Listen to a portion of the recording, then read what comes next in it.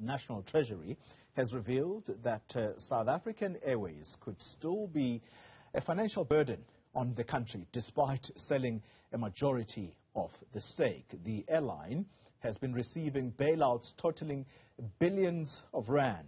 Yesterday, Parliament's Standing Committee on Public Accounts hearing that the deal with Takatso Consortium is not yet finalized. Let's get more on this now. We're joined by aviation expert Guy Leitch. Guy, good morning to you. I think the one question here, central question that everyone is wondering about is, what was the point of bringing on board a private equity partner if we are told that SAA could still remain a financial burden on taxpayers? Yeah, hi, I think you're dead right. That is the absolutely key question here. I think the reason they brought it in is simply because Pravin Gordhan and ministers before him had been promising to remove SAA's burden from the state, and the only real way to do that was to sell off a majority shareholding to a private operator. We were all expecting it to go to another airline, hopefully an airline with the caliber of, say, Emirates, which had been on the cards earlier. But the Takatso Consortium was cobbled together. And let me point out, it was almost a year ago that this deal was punted as the answer to our problems.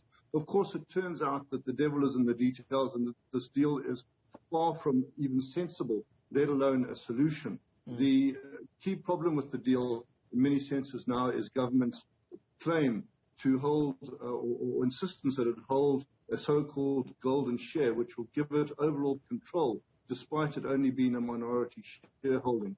And that is, just quite frankly, a recipe for disaster, because government is still intent on using the airline as a means of development, which in itself is not a bad objective, let me say, but it will impact the airline's ability to make profits. So you can't have, on the one hand, a private sector investor, and on the other hand, a government which will interfere with the airline's ability to make profits. It's just not going to happen. There are countless other problems in the way as well. And I think that we need to bear in mind, that we need to not lose sight of the big picture here. Government has given the airline away, or is trying to give the airline away, for just 51 rand. This is billions of rands worth of assets in terms of the brand, in terms of route rights, and so on. And in fact, in terms of aircraft, it still owns. And yet, effectively, it was asking Takatso to pay just 51 rand. And even with that, Takatso is still now clearly reluctant to take that over. And let us also not lose sight of the fact that government is still not off the hook in terms of paying additional money into it. It is still committed to paying at least 16 billion rand to current creditors.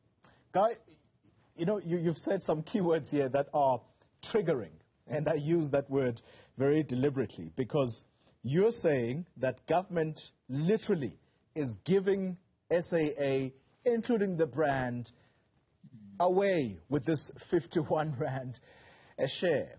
That prompts the question about whether Takatso Consortium has the money to actually see this deal through on the back of what we were told was due diligence that had been done.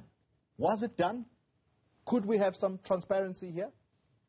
I believe that the due diligence was probably done properly, and that is probably why we are seeing yet more questions and further issues having been raised. Yes, they say that the due diligence is now complete, and that's well and good. But the reality is that there's still many bridges to be crossed before such a final deal can be done. And it needs to be pointed out, in answer to your question, that the dowry to be paid by Takatso Consortium in this case is an injection of 3.5 billion rands worth of operating capital over the next 2 or 3 years.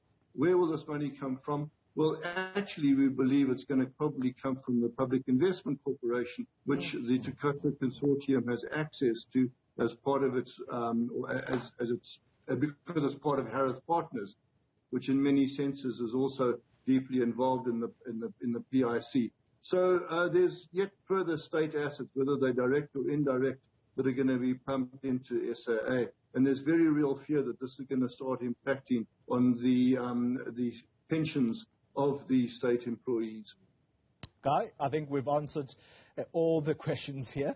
Thank you very much for your time, aviation expert Guy Leitch. I honestly don't have anything further to ask you, but those two simple questions.